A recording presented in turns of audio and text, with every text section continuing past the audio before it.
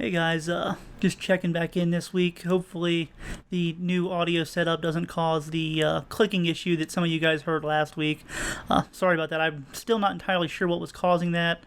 I'm not sure if it was the microphone that was on the camera that was causing that, if there was just something in the background that I couldn't hear.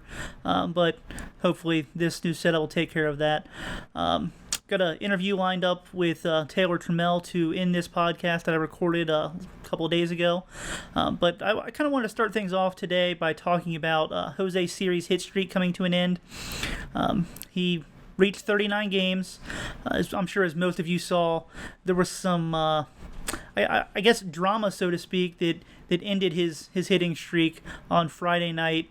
On Thursday, Anthony DeSclafani started for the Dayton Dragons, and he got absolutely lit up. The Great Lakes Loons scored 8 runs against him in the first inning. He only recorded 1 out. He left the game with some forearm. I can't remember if they called it stiffness or tightness, but either way, he left the game in the first inning. They had a player. Cody Thomas hit 3 home runs in his first 3 at-bats of that game. When he came to the plate for the 4th time, the first pitch hit him right in the back. So the thought was that they were going to hit Jose Siri that night to in his next at-bat, which would have ended his hit streak.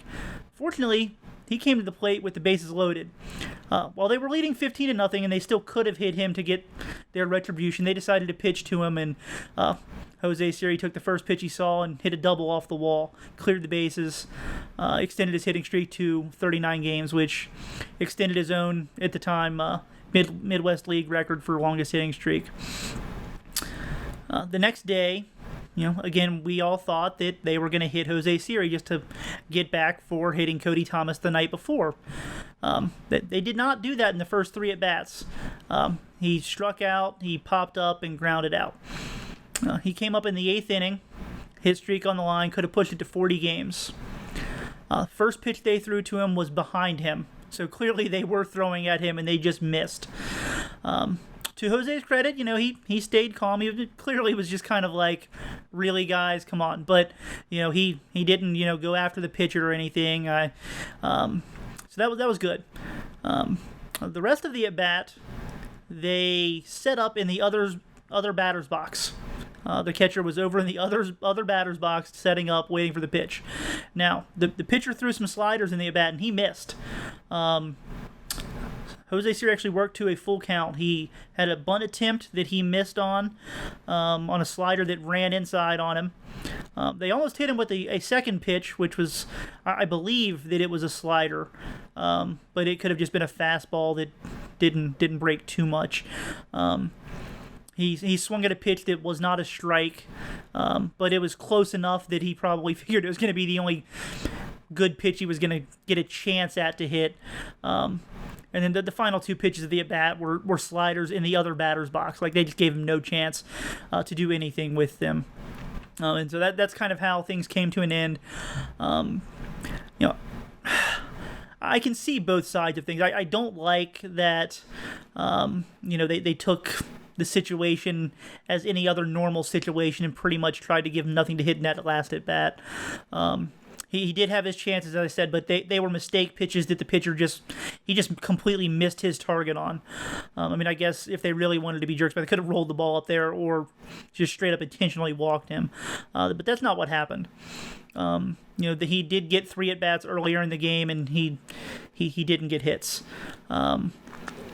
So it sucked to see it end that way, but, he did get his chances, so I kind of understand both sides of it. I don't really like how they went about it, given the historical context of everything. We're talking about a guy that was going for 40-game hit streak. I think there was a little bit of pettiness going on there, but, it is what it is at this point. It's behind us, and, Jose's moved on from it. Hopefully, he can just, get things started again and push forward. But I just thought that was an interesting little situation that arose that deserves some talking about. Recording this, it is Tuesday afternoon at 3:50. So later tonight, Hunter Greene is finally going to make his professional debut with the Billings Mustangs. Unfortunately, it's not going to be on the mound. He is going to be DHing for the next few weeks only. He's still working his way back into getting into, I guess, starting pitching mode. As long as the date that is provided for his debut, which I believe is August 27th, is correct, and he stays on a 5-day schedule, he'll get 3 starts for the Billings Mustangs as a pitcher before the season ends. Now, if they make the playoffs, obviously, he'll pitch into the playoffs, but if not, he'll only get 3 starts before he'll head off to instructional league. I want to say it usually begins at the end of September for the lower level rookie guys, but sometimes it does start at the very beginning of October. So I have not seen the schedule yet for that, but it'll be interesting to see how he does with the bat. I did like the idea of DHing him while he's also pitching as a potential mid-first round shortstop. The talent was clearly there for him as a hitter. He just happened to be a better pitcher. And so, even right when they drafted him, I like the idea of giving him time over the next couple of years as DH, assuming that it's just not glaringly obvious that he's not going to work out as a hitter.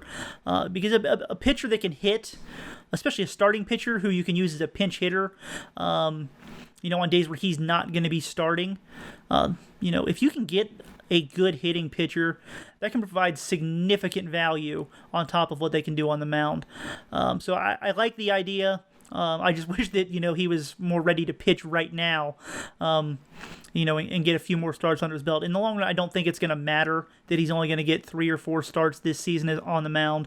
He just turned 18 years old a couple of days ago. He's years and years away from major leagues right now. If he got 8 starts this year instead of 3, in the long run, that's not really going to make a difference. Next year, his plan was going to be his plan no matter what he did this year. So I don't really think that it does anything for the long-term timeline. It just would have made us feel a little bit better, seeing him out there on the mound and doing whatever he was going to be doing. Yeah, I think that's really all that I wanted to cover this week. Like I said, I talked with Taylor Trammell, who's spent all season with the Dayton Dragons this year. So I'm going to kick it over to that, and we'll just end things there. But yeah, thanks for listening again and watching. If you like this kind of stuff, give us a little subscribe here on YouTube. If you're not watching this on YouTube, head on over there and you'll get updates whenever I put up a new video. I've got some videos coming the next week of Taylor Trammell, actually. I got a few good clips of him this past week. And then I'm going to have an updated video on Jose Siri, who I've got some video of that I've just kind of been waiting around to do some stuff with. And hopefully I'll get another video of a pitcher up, but we'll kind of see those take a little bit longer to edit. So, but yeah, there should be a couple of videos of the guys playing coming up. So stay tuned. And again, thanks for listening. See ya. So we're sitting here with Taylor Trammell. Taylor, you've had a pretty nice season so far. You got out to a little bit of a slow start in April, but you really picked it up since then. I guess, can you kind of walk us through kind of what that slow start did for you as far as your preparation and your learning? Your first full season taste of pro baseball. Last year you just kind of came right out of the draft and got right into things. Can you walk us through that a little bit? Something is that this league has better pitching. I mean, it was pretty tough at first, just recognizing pitches and learning myself as a hitter, but for the most part, I've learned throughout the whole time that I've been here in Dayton, just with just how to approach an at bat, how to approach situations. And, just having a positive attitude. There were times earlier on in the year where I would get down on myself a little bit when, never really ever came 3 times in a game. I can't remember the last time I did, in previous years, but, it happens. And, you just got to take the good out of everything. If you, say, go 0 for 4 or, 1 for 5 or something like that, you gotta find the good and stuff. I was talking to earlier on in the year. I was talking to Jesse Winker, and he was just talking about just having good at bats is better. Sometimes better than getting hits. I talked to him early on in the year when I was struggling, and I'm still talking to him, to this day. But it was one of those things where he said, if you go 0 for 4 and you had a line drive and you had a walk and you hit a ball, square the ball up or something like that, that's 3 for 5, instead of 0 for 5, and it was just one of those things where it was like, oh, that's true, you have, that was a good day for me or something like that. So, to say the least, it was a big learning experience. I'm still learning to this day.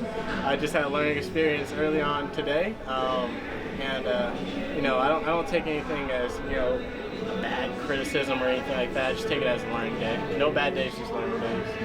So obviously there's a lot of physical ability that goes into baseball, but it seems that there's a lot of stuff that goes on the mental side, as well. You mentioned things that Jesse Winker kind of talked to you about. Is that something that, how do I want to put this? You focus more on the mental side of things than I guess on a more daily basis than the physical side of things when it comes to approaching plate appearances and I guess learning newer things. Absolutely. You can anyone can go into an at bat and be better than a certain pitcher.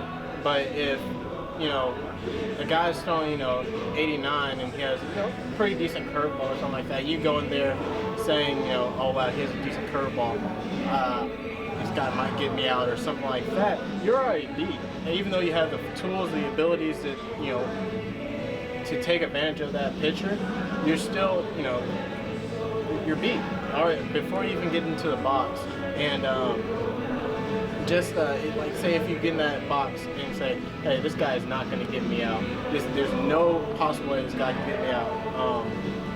That is, sorry. I see it too. They probably don't, but yeah. But you go into that bat saying this guy, there's no way this guy's gonna get me out. You have an edge.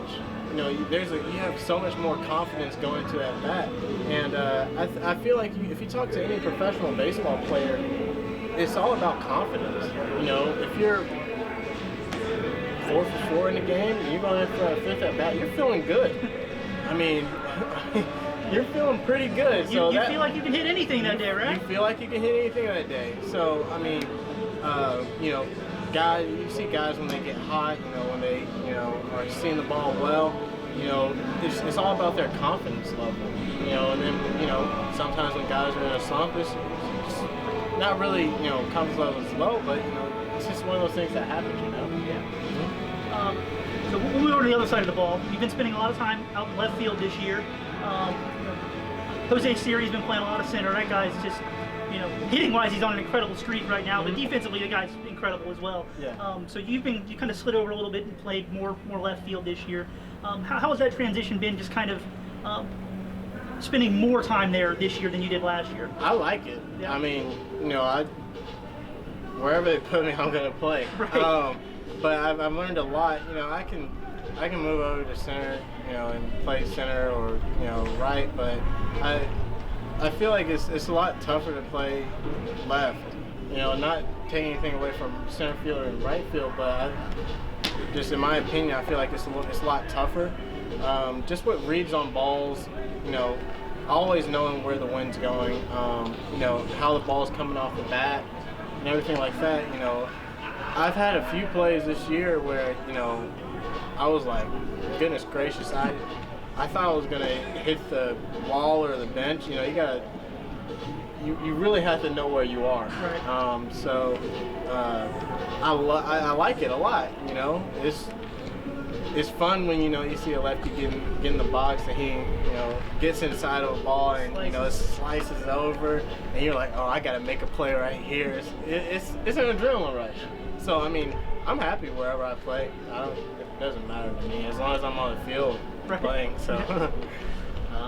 One last question. You've done very well in the base paths as far as stealing bases goes. Obviously, you're still young and learning. Mm-hmm. Just 19 years old. But have you, do you feel a lot better with, I guess, your preparation, your reads on pitchers, just things you've picked up throughout the season as you've gotten more experience with that? Absolutely. Sometimes it's all about either footwork, knowing the pitcher, knowing what he does, finding tendencies that he does, and just trusting myself. If I feel like a guy's quick to the plate and the catcher has a really good arm, why take that base and possibly get thrown out? I'm not saying that I won't, but I go off of my confidence most of the time, and just I think about if I get a double, and early on in the year Tyler Stevenson was up behind me, why steal third? Right. Why steal third? Have him take a pitch or something like that when he could have crushed it. Right, unless he's going to get an infield single, you're scoring on a hit. Exactly. So, it's one of those things where you just got to know what you're doing. Just kind of know the situation. Know the situation and when to go. I'm still learning. Like yesterday, I took an extra base. When I got my hit, I took an extra base and got thrown out at second. I felt like I was safe. I got called out, but Luis came up to me. And, he talked to me about just that situation. It couldn't be that close to play in a close game like that. And I took third off of I tagged up on second and took third and got thrown out with Malik coming up, and he's hitting really good right now. Just gotta think about that stuff. Know the situation, learning and everything like that, but for the most part, having fun is the most important thing. And as long as you're picking up on those things, you're going to get that experience, and next time it's in the back of your head, hey, this situation is there, let's maybe we'll stay at first and not try and push for that extra base or something. Mm-hmm. Yeah. Exactly. Yeah. All right, well, thank you very much. I appreciate it. Thank you so much.